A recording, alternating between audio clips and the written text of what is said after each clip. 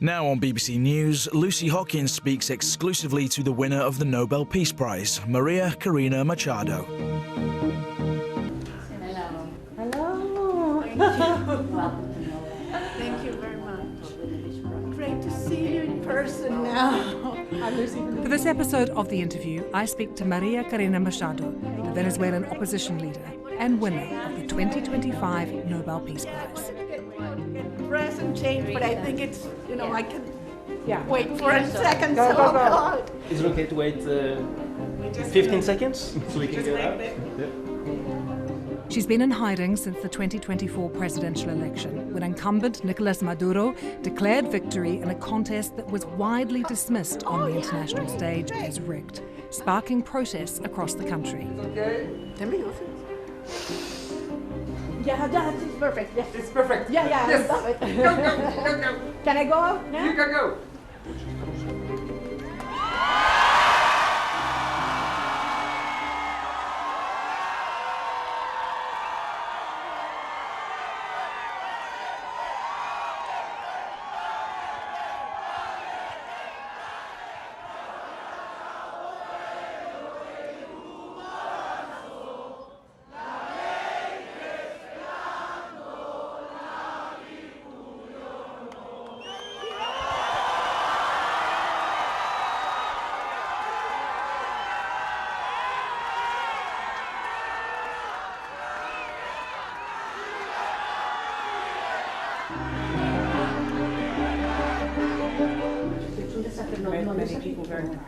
It was 2:30 in the morning, and we breathed a massive sigh of relief that this exclusive interview would happen. She seemed exhausted, emotional but jubilant once again to be in the company of her family and friends. She was warm and energized and relieved when I offered to help her with her makeup. It's just like this. Like it looks like. It's looks natural, yeah. Mami, no sabe. It's enormous.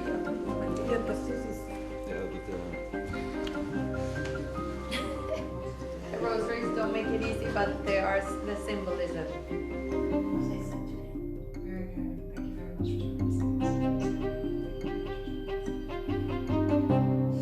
María Corina Machado, welcome to BBC News and thank you for joining us. And Jorgen Friedrichs, thank you for joining us.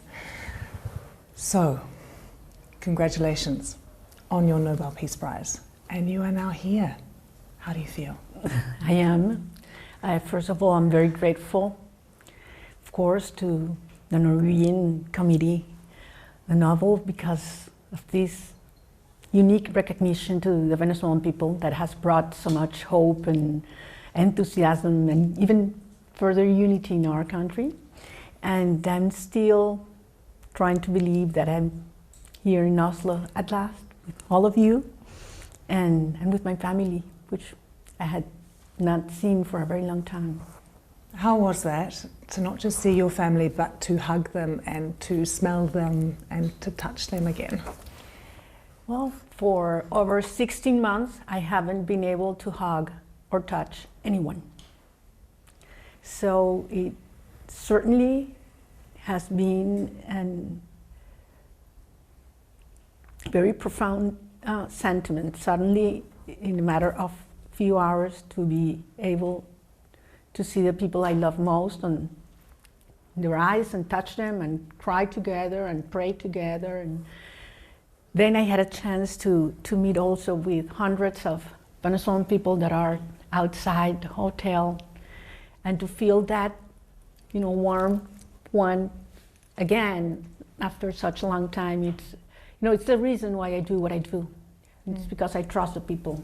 And they've given you things? Oh, yes. These just were given to me by Venezuelans that were outside, and it's always the same gesture.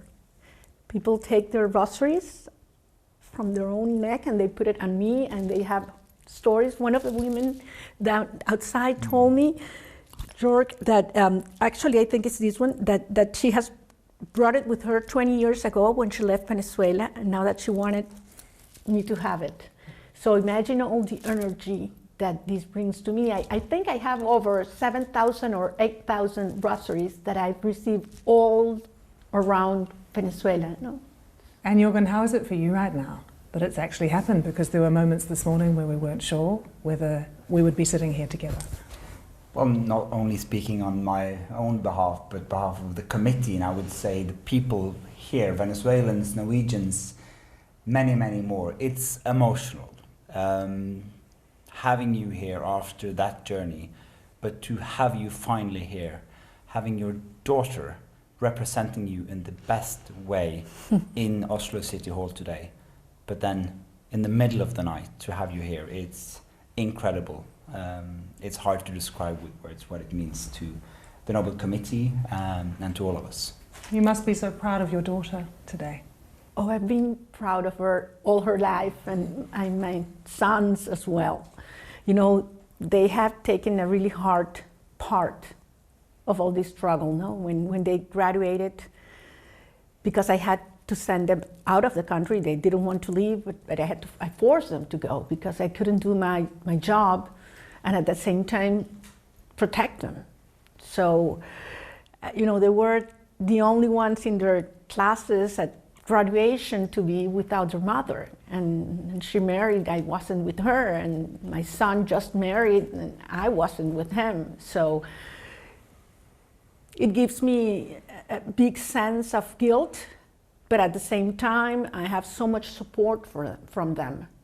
And they are the reason why I do it, as well as all Venezuelan children, which I today feel are my own as well. So I'm very proud of all of them, because for what they do and they have done for this cause. Were you thinking of those other daughters, those other mothers today in Venezuela and around the world who have not had this moment that you've been able to have, who've been absolutely. separated? Look, I believe that the main longing that has brought our country together after so many years that the Chavista regime has tried to divide us for all reasons, for race, religion, origin, and so on. What brought our country back together is that we want our families back home, we want our children back home. So that teared down all differences because, you know, we were united by values. So, of course, coming here, I was thinking on this immense possibility that I was going to have, and I was thinking in the mothers of the political prisoners with whom I talk every week, because we are in touch all the time, you know? And but I know that soon they will have this immense, you know, joy that I had today, a few hours ago.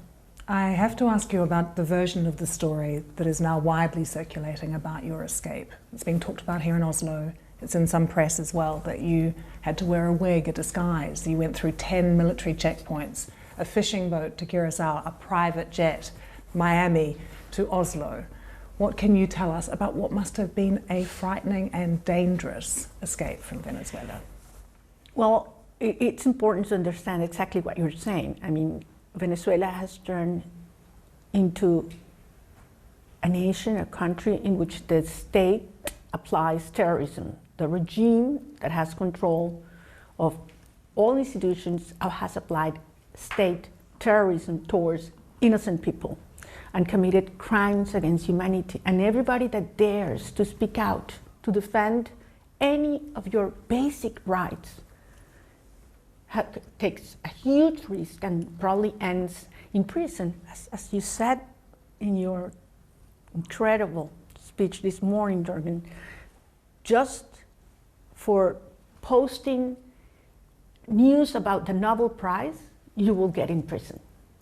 And if they go looking for you and they don't find you in your house, they will take your family, even children, in prison. So they had say that I'm a terrorist, that I have to be, you know, in jail for the rest of my life, and they're looking for me. So certainly, leaving Venezuela today in these circumstances is very, very dangerous. So I just want to say today that I'm here because many men and women risked their lives in order for me to arrive in Oslo. And I came here on behalf of them and the millions of anonymous Venezuelan heroes to receive the prize and to take it back to them because it's theirs. But you arrived with nothing, no luggage, just the clothes that we see you in. Well, this actually was the clothes I was wearing in that last part of the trip. I haven't had chance to even take them back. Look, the time. What time is it? It's 3:20 in the morning, I can tell you.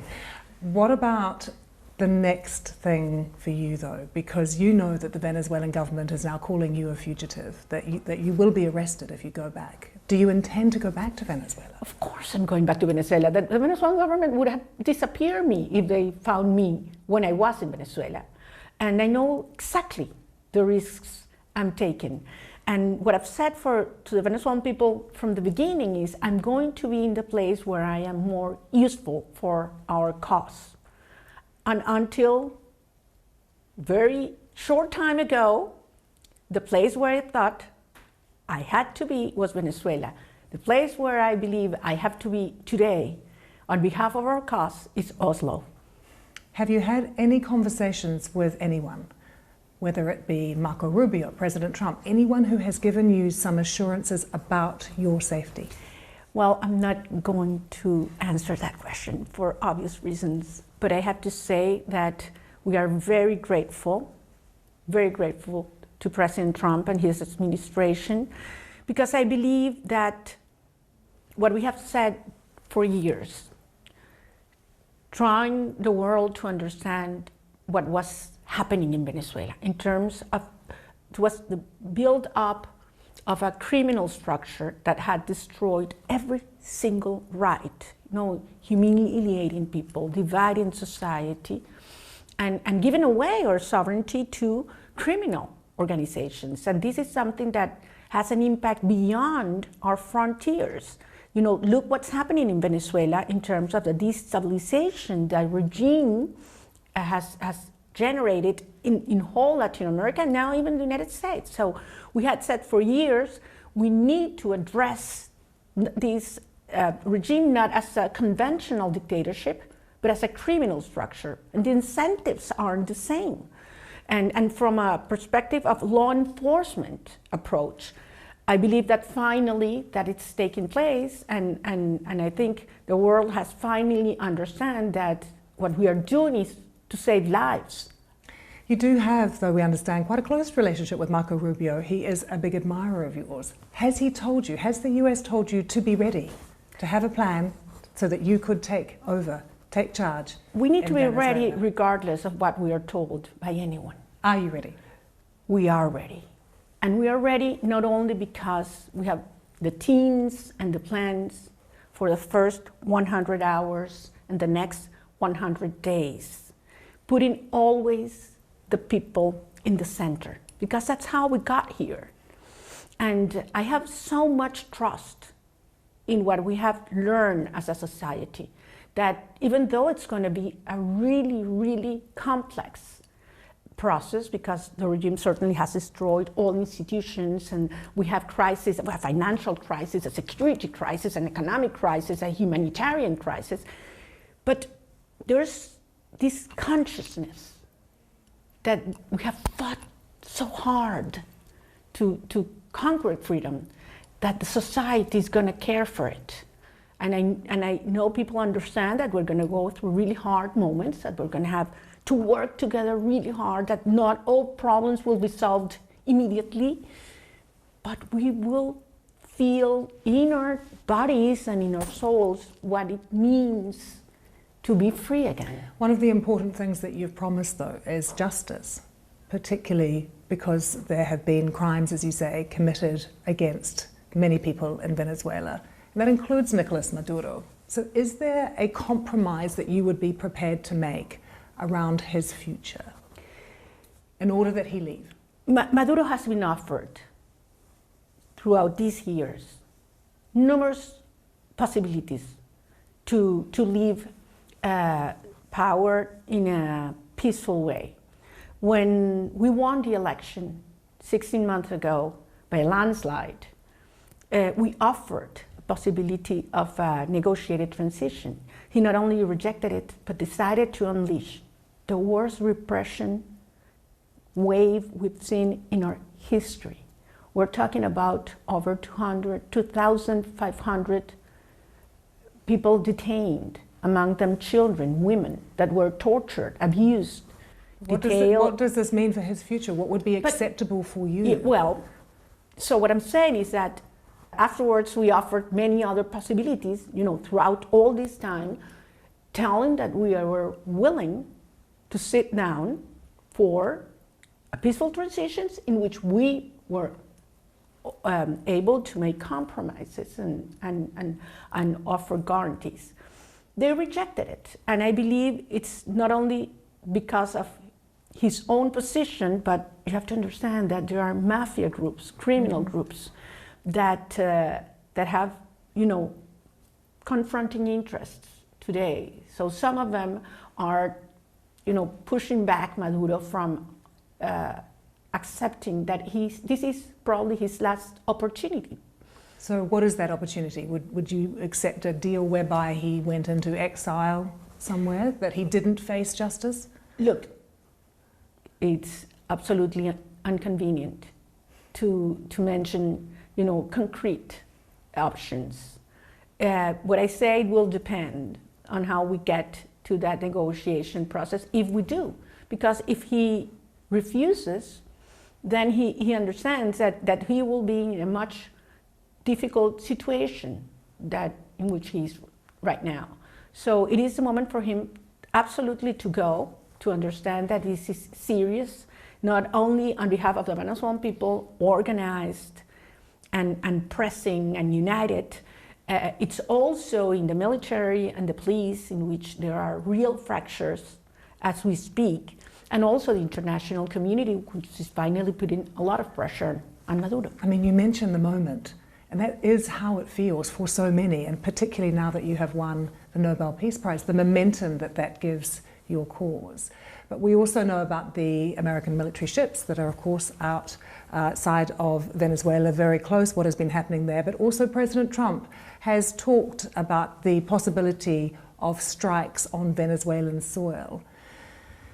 And it is difficult sometimes with President Trump to figure out exactly what it is that he means, but is that something that you would support, a US military strike on Venezuelan soil?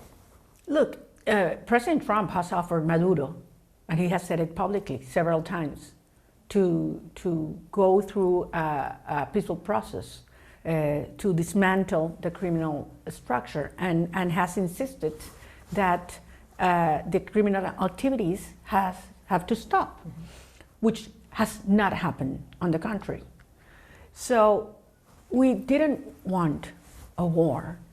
We didn't look for it. The Venezuelan people want to live, in democracy and freedom, justice. It was Maduro who declared a war on the Venezuelan people with state terrorism, and abroad with narco-terrorism.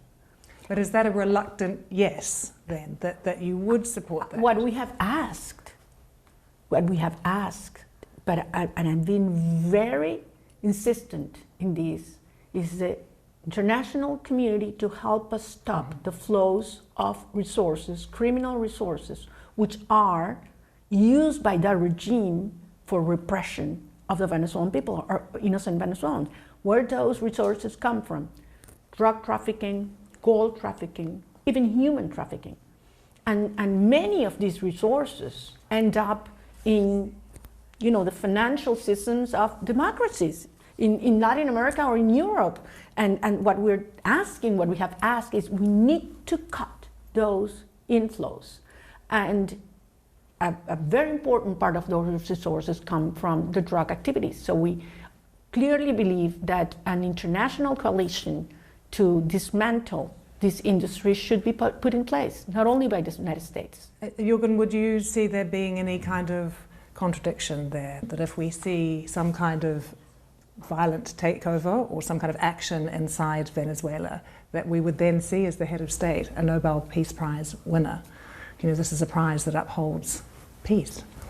This prize is given to María Corina Machado for her efforts for democracy and for a peaceful transition. And what they have been working on, striving for years and years and years, is exactly that, a peaceful transition to democracy. It is important to remember who has the responsibility to make that happen. Unfortunately, the opposition is not in power. The power lies in the Maduro regime. They have the responsibility to make sure this is a peaceful transition. So our prize has been given to the work of the opposition, to Machado, for their peaceful activities for many, many years, and particularly in the 2024 election. I wanted to ask you again about President Trump, because the US is so important. You know that he can be unpredictable, that he can vacillate, he can sometimes change his mind. At this moment, when if we think back to when Maduro came to power, people said he's not going to last 6 months. Here he is still. What if right now President Trump's attention goes elsewhere and nothing happens? Despite all this momentum, despite all this hope that people have that you've seen tonight outside, what if nothing changes? Things have already changed. Venezuela is not the same country that we were 2 years ago. We have never seen a people so united, organized, and decided to go until the end. We have never seen the regime as weak as it is today, and we've never seen the international community so determined. Why? Because this is not only about Venezuelan lives.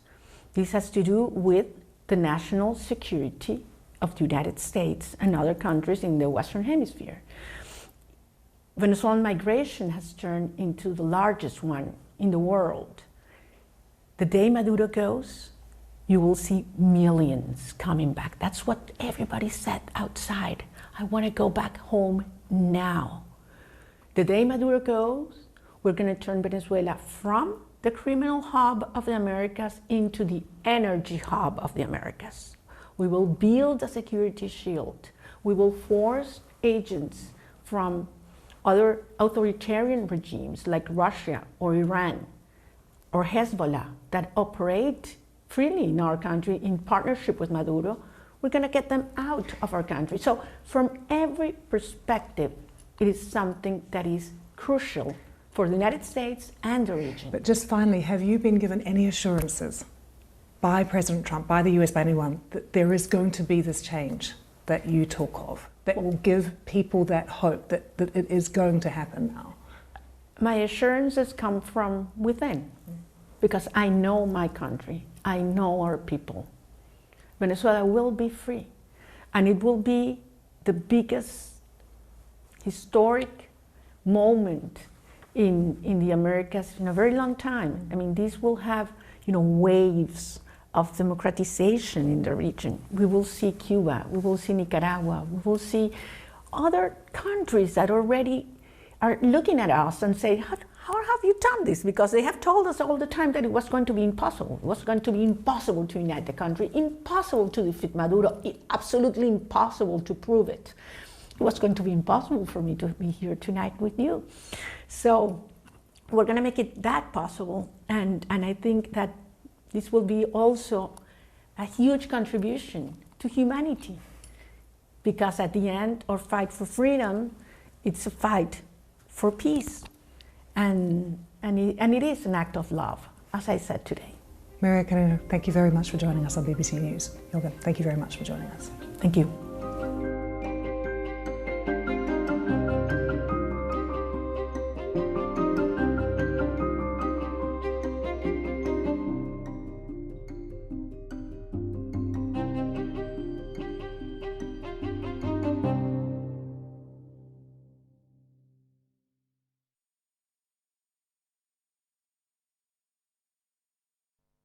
Hello there. It's been a fine start to the weekend for many. The sunshine hangs on for the rest of daylight in southern and eastern areas, particularly England and Wales, but we've got rain already with us further north, and that's going to edge its way across the rest of Scotland into northern England and parts of North Wales by the end of the night, including Northern Ireland. Look at those tightly packed isobars as well. The winds are really ramping up now. Gale force, even severe gale force in the north and the west. So blustery end to the day.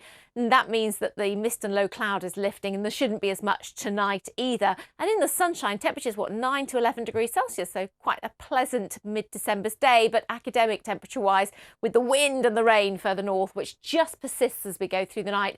Amber warnings come into force by the end of the night, both southwest Scotland, northwest England. Further south and east, chilly, but not as much frost or fog as we had this morning. Starting to clear in the north as well, but you can see for the day on Sunday, it's going to be a soggy affair for Northern Ireland, much of Scotland, Northern England and North Wales. Now, the warning talks about 100 millimetres rain or more for the southern uplands, the Galloway Hills, and up to 200 millimetres through Sunday and Monday across northwestern parts of England, hence those amber warnings from the Met Office. Those sort of amounts of rain will certainly lead to flood troubles.